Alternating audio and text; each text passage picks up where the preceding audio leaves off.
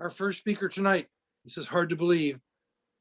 He's been in Toastmasters for 38 years. He doesn't look a day over 39. He's a past division director and district director in our neighboring district, District 100. He's a distinguished Toastmaster.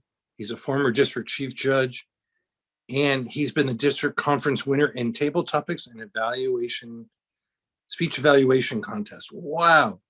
He's been a football coach at so many levels, high school, college, and semi-pro for the last 18 years. And he often uses sports metaphors for people to understand what it means about leadership. He gave me some words he wanted me to say. Let's see what David said. His speeches are geared toward general audience in hopes to motivate and inform. What could you ask for more? Speaking about the attributes of leadership, please join me in welcoming distinguished Toastmaster, past Speakers Bureau District 100 Chair, our good buddy, David Flores. Thank you, Michael. Good evening, everybody, fellow Toastmasters and non-Toastmasters guests. Toastmasters International, a moniker that says where leaders are made. And you get to wonder, what is a leader and how do you become a good leader or even great leader? We know that leadership is something that's looked upon by many people throughout the world. We hear about great generals, we hear about great presidents, we hear about great people who have led large companies. These leaders have to develop certain attributes, I think, that are important in leadership. There's many attributes. There's so much to learn as a leader that you can overcome yourself with all the knowledge you needed to have.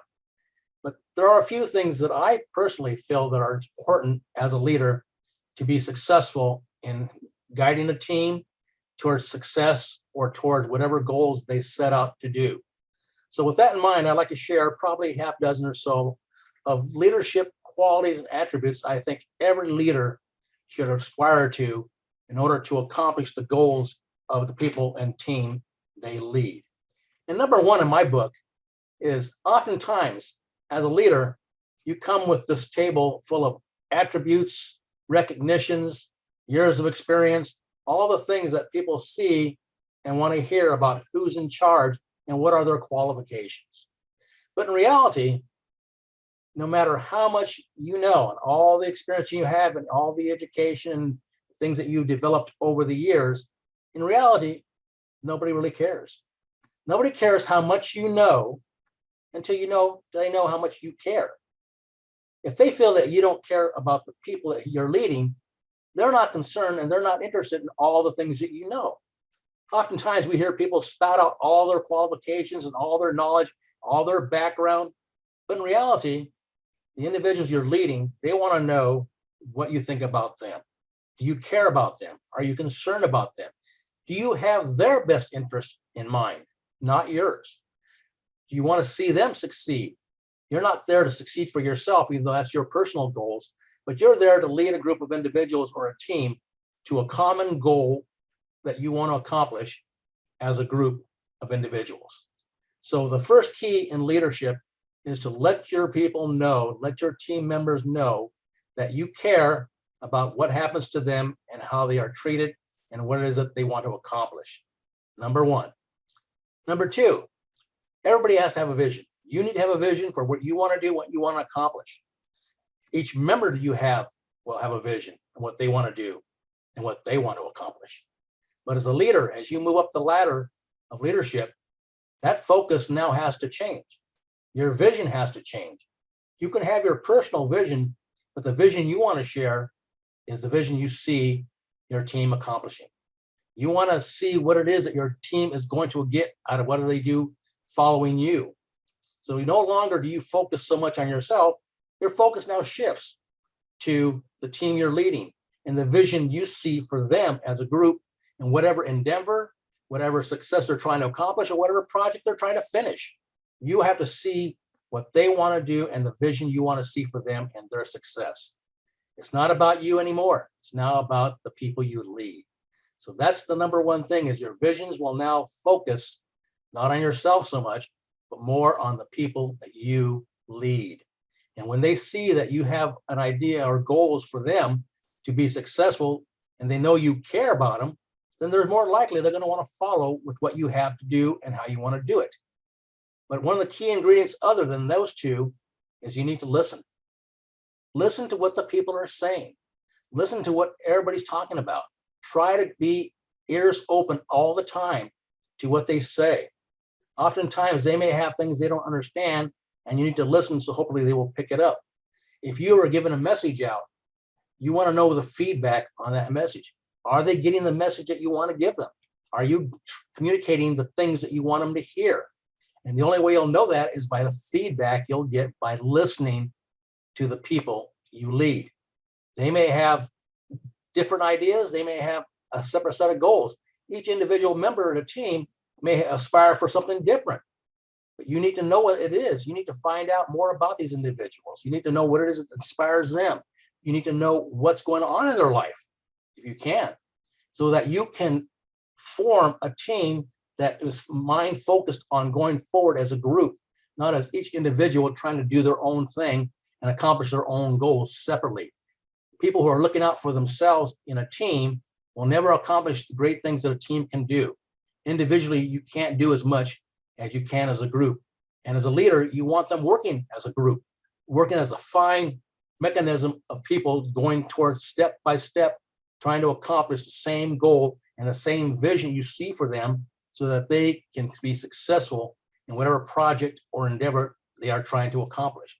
So it's key that you listen to what's going on and be aware of what's happening. Another item that I see a lot of leaders, once they get to a certain point and they think they know it all, is that they become inflexible. As a leader, you need to be flexible no matter what. You may have an idea or a method or something you want to do, and you think it's the only way it should be done. Realistically, you have to understand one thing. We often hear the saying that everybody marches to the beat of a drummer differently. Some people will grasp an idea and they'll run with it. And they say, yeah, I agree, let's do this.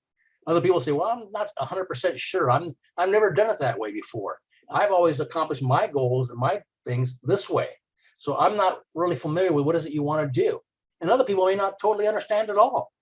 But as a leader, you got to be flexible, because unless everybody's willing to work towards a common goal and not jeopardize the efforts of others because they don't feel comfortable doing it, if you force them to say either it's my way or the highway, you're going to have infighting within your group, because they may see one group as being treated differently than another group.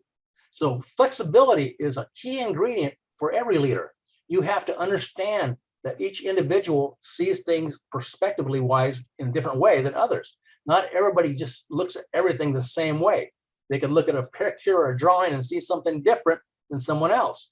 So it's for you to understand that you cannot be so rigid that you make your group uncomfortable and unwilling to accept what it is you want to accomplish.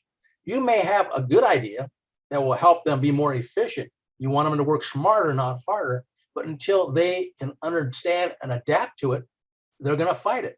So be flexible. And eventually what happens in those situations, as those individuals who do get it or do understand and work with it, those people watching them will see them becoming more successful or see them working easier than not harder. And they will start to understand, oh yeah, okay, I saw how they did it. Now I'm getting the idea what they're talking about. But they all do it in different times. You just can't throw it all out in one time, one blanket, and say, okay, guys, this is the way it's going to work. And that's how we're going to do it. Because you'll have a group that will not be able to adapt as quick as the other group. And you'll have them becoming rejected, frustrated, and not wanting to participate because they just feel like they're not being concerned with and nobody's listening to them. And you're being inflexible, and it's just not going to work. So flexibility is something you always want to have as a leader in any category, whether a project you're working on, a team group that you're dealing with, or even a civil project where you're working with a group of volunteers, that they all have to be on board. And if not, you have to have patience to work with them so they can finally adapt and understand. And if it works out for the best of everyone, they will sooner or later adjust and learn how to do it. So flexibility is an important aspect of being a leader. One of the things the leaders always have to deal with, they're human beings like anybody else. And it goes for the people you're leading. As a leader, you may have a hard day. Things may not be going right. You may be looking at numbers and stats and thinking, oh my God, I'm not going to make my quota. I won't get my goals done. This is terrible. I feel like I don't want to be there anymore. But as a team leader, you have to be optimistic at all times. You can't go around being down and out and pessimistic about whatever's going on. The people you lead are looking at you to say, well, what's going on? They'll sense that for some reason you don't feel like you're wanting to lead them. You're not optimistic about everything. Think about it this way. If you're going on a cruise ship somewhere and everything's going fine, and all of a sudden the seas start getting a little rough. If the captain of that ship starts going, oh my God, what are we going to do? I'm not sure what's going to happen. I'm in a panic mode. How do you think the crew feels? And worse than that, how do you think the people on the boat feel?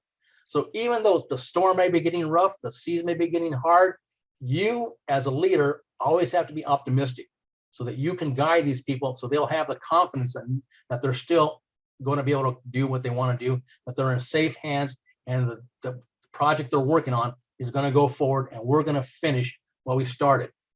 We know for a fact that things can go wrong. Not everything goes as planned, and the best laid plans don't always go where you want them to go. But if you have doubt in how you're doing it, that doubt will filter down to the team members you have, and everybody will give up. So you need to be optimistic at all times to overcome all obstacles. And you'll have obstacles no matter what you're trying to do. Nothing ever goes as planned. If it does, you have smooth sailing across the ocean, good for you. You're one of the lucky ones. But that doesn't always happen. And we know that in real life, that things can go wrong at any moment. So be optimistic when you're a leader so that people have confidence in what you're doing, and they have confidence to follow you because they feel safe and secure what they're trying to accomplish. The next thing you're going to run into as a leader, referred to as conflict. People are going to infight. People are going to have different ideas. You're going to have to deal with people having different opinions. You're going to have to deal with other leaders in your groups, or probably other leaders in different departments that have different ideas. One thing you'll need to learn as a leader is that you have conflict, and you'll learn to deal with it.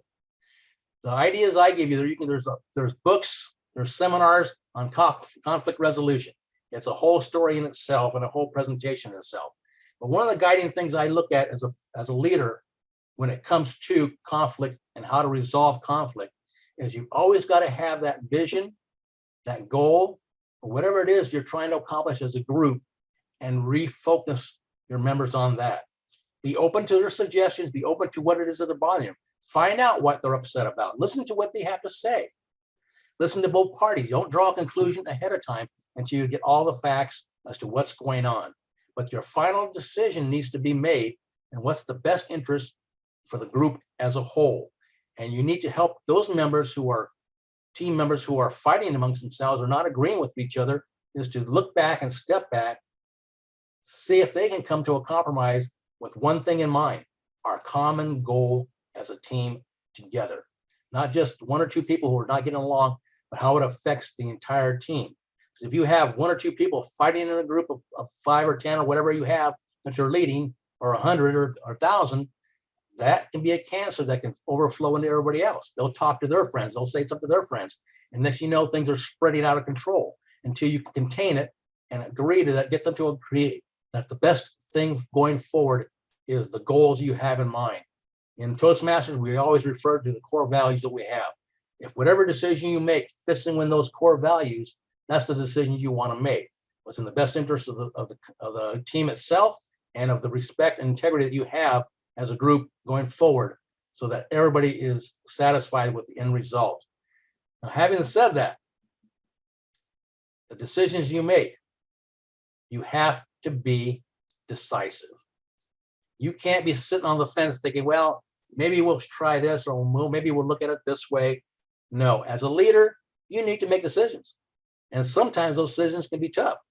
But if you stick to a set of values, a common goal that we're trying to do for the team, and the best interest of your team members, that decision can be made a lot lighter for you by doing what we call the right thing. It may not be the most popular decision among some people, but that's just the part you have to live with. You are a leader. You are being dealt this responsibility. So even though you have to make decisions, make them with decisiveness. Don't be halfway. People will see that you're kind of like a politician. Whatever the wind blows is the decision you're going to make. That's not leadership. That's just trying to satisfy individuals whenever you can see them and when you want to see them. But as a group, everybody thinks that you're not being decisive because you decided this or you decided that, or you change your mind on this and you change your mind on that at the snap of a dime. Eventually, yeah, you may have to change your decision.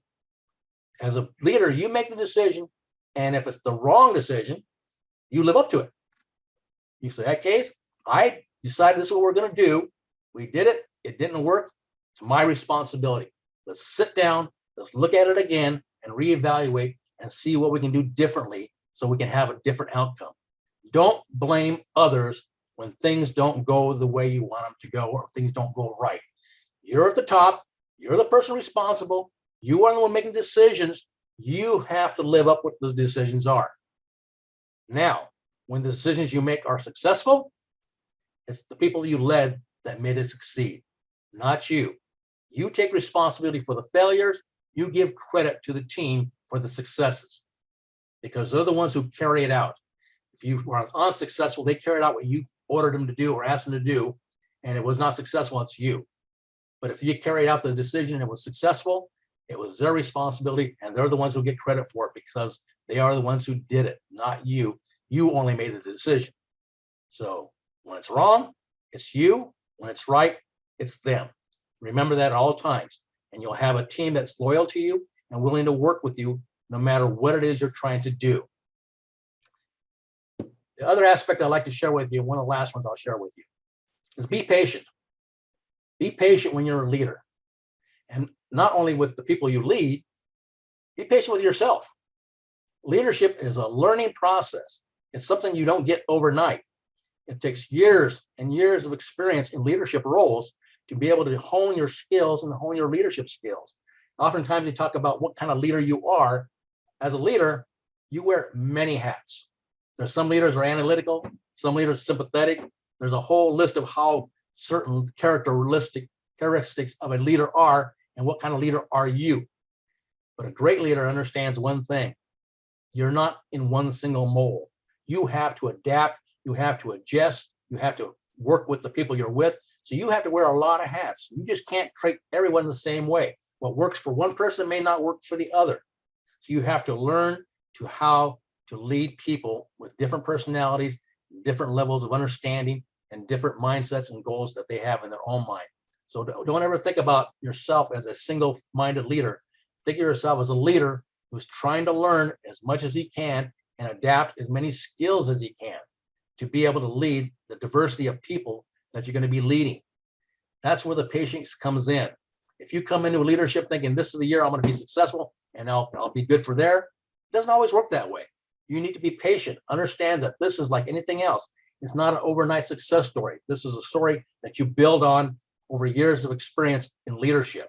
And when you can do that and understand that you are in the same time learning as much as you're trying to teach, that is where you'll learn the idea of patience, because it takes a long time to learn all the aspects of leadership. Besides the few that I've told you tonight, there are a multitude of things you can learn as a leader and adapt towards how to work with a team of people in order to accomplish a successful goal. So with that in mind, I'll remind you of one thing that always kind of relates to leadership. And if you've been a parent, you understand it. Parenting is a lot like leadership. There's our challenges and challenges and challenges, but there's a lot of rewards of being a parent. So remember that. You can hit the challenges, and every time you take a challenge, there can be a reward just as well. So take your leadership seriously, learn to do as much as you can as a leader, be understanding and flexible with a leader. And again, number one, nobody cares how much you know unless they know how much you care for them. Michael Ozier. Thank you, David.